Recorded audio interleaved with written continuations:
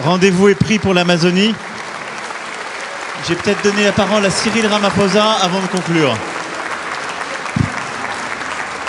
Thank you very much, President Macron. Let me start off by saying, President Lula, don't worry, when we have the BRICS meeting, the issue of currency is top on the agenda, so we are going to discuss it. President Macron, I just want to start off on a very positive note in terms of what I think is evolving here. I think there is consensus that is clearly embraced by everyone that we need to address climate and poverty because they go together, there's a nexus. And as it were, we need to burn the candle on both sides. So that's important, so that's agreed.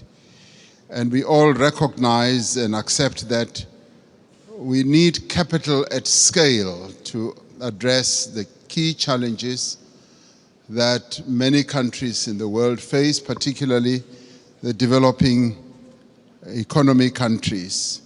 And we also would be agreed that there needs to be more cooperation and coordination between your development banks, multilateral development banks, and the private sector. There needs to be coordination so that there is no fragmentation, which you kept talking about.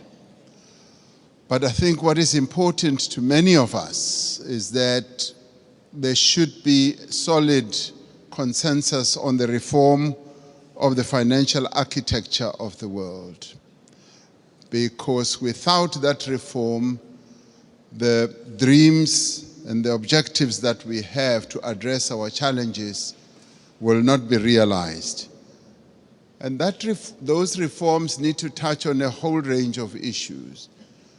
Mr. Mo Ibrahim yesterday even spoke about something that we may think is insignificant, that the boards of directors of your multilateral institutions are not made up of independent directors. They are largely internal people or shareholders.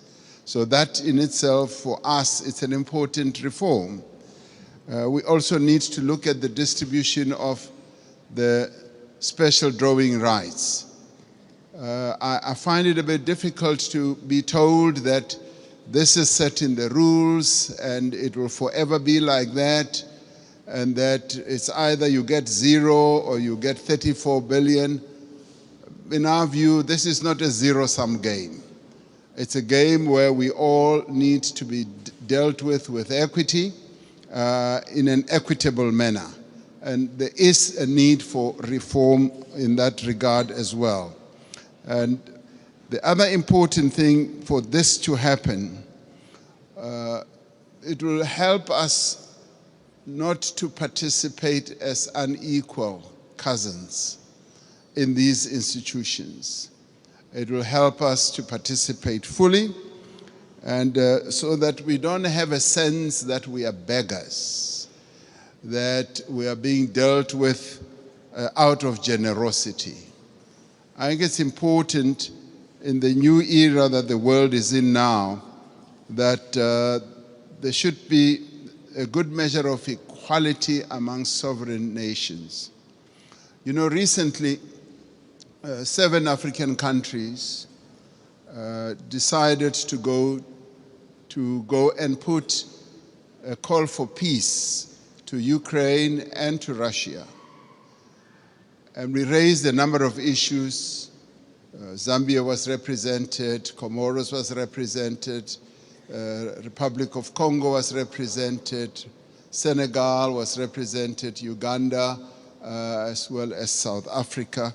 So we were all represented, and Egypt as well.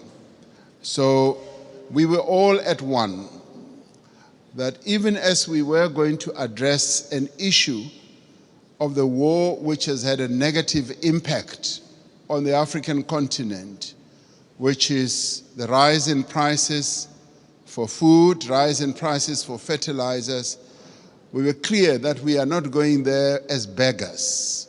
We are not going to ask for a favor to both Ukraine and Russia. We were going there to say, open up the Black Sea Channel so that the grains and the fertilizers should go into the world market.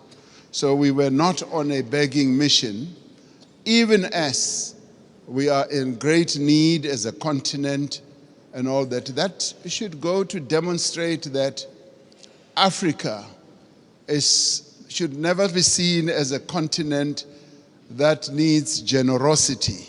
We want to be treated as equals. Even in the multilateral institutions, we want to be treated as equals. And if our equity is at a low ebb, there must be ways in which that can be addressed. To us, this is very important. Our sovereignty is one of the things that we hold on dearly to. And we demonstrated that very clearly to both President Zelensky and to President Putin when it came to this issue.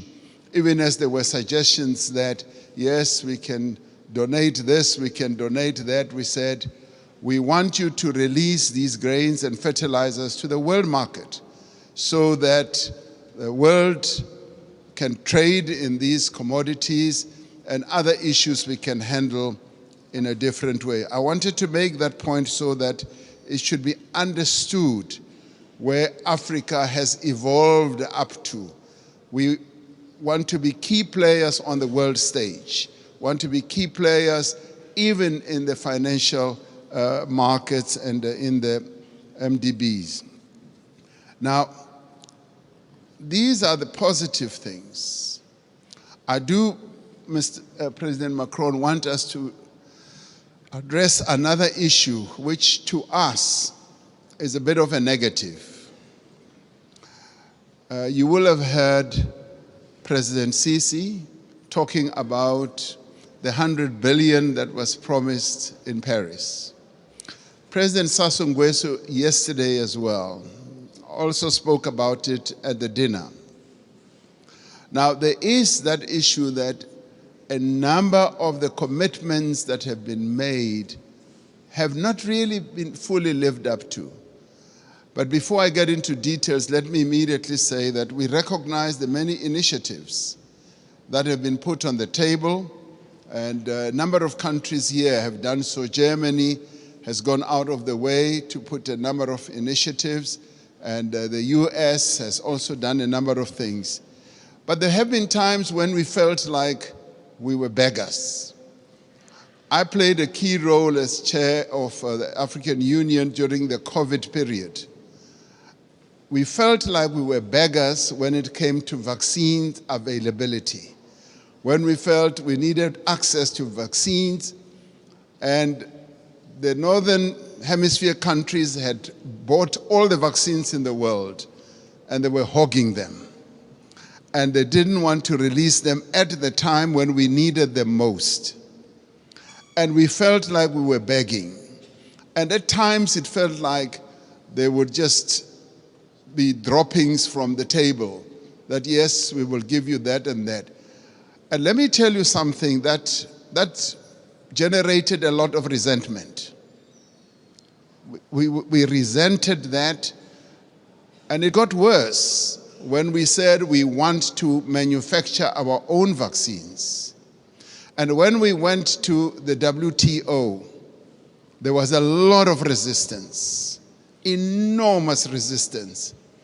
And we kept saying, what is more important, life or profits by your big pharmaceutical companies? And that too, I must tell you now, generated and deepened that disappointment and resentment on our part, because we felt like life in the Northern Hemisphere is much more important than life in the global South. And these are issues that need to be addressed. And I'm glad that we are all seated here like this, because we've got to get to the heart of these matters and address them. Now I come to promises that have been made. And Chancellor Scholz was saying, we've got to walk the talk. Yes, we want to see the talk being walked. President Sassou Nguesso yesterday said at the dinner, $100 billion was promised per year. And he was saying, I've never seen that. And many of us will testify that that $100 billion has never really been made available. And this should stand out as something that needs to be addressed. Because sometimes we sit at conferences like this and say, yes, we'll make this available, and we believe you. We believe you, but now the tire must hit the tar. We must now see action flowing from that.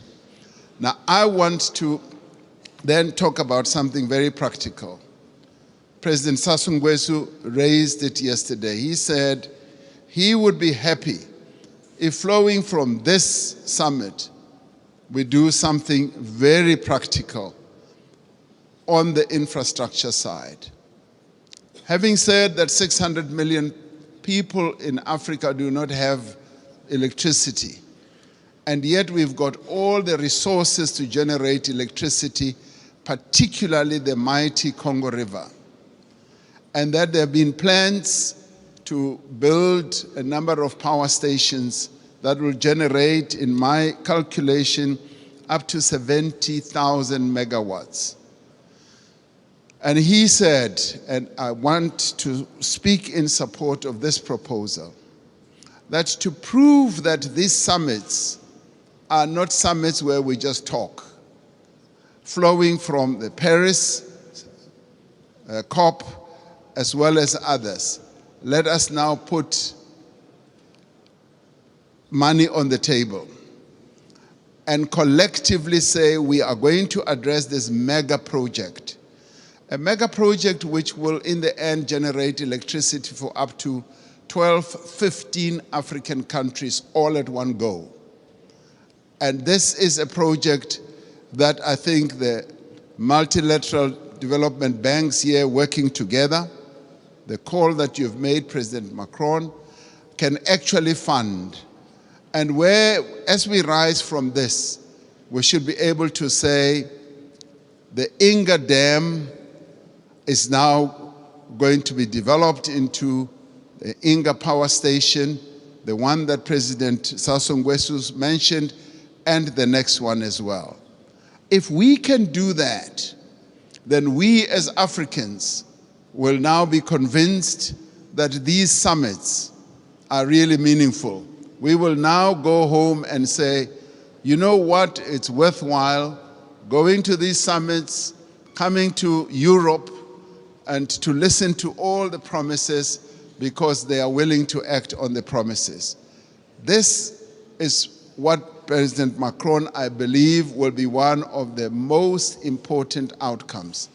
The reform of the financial architecture, as well as a practical project, infrastructure project that is going to add a lot of value.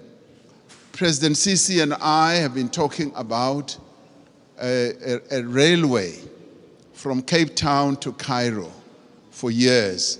We will leave that for the next summit, but the one on generating electricity and building power stations on the Inga Dam is the most important, that is immediate, that I believe needs to be addressed now. Let's get that done, and then we will be convinced that you are serious with the promises that you make. Thank you.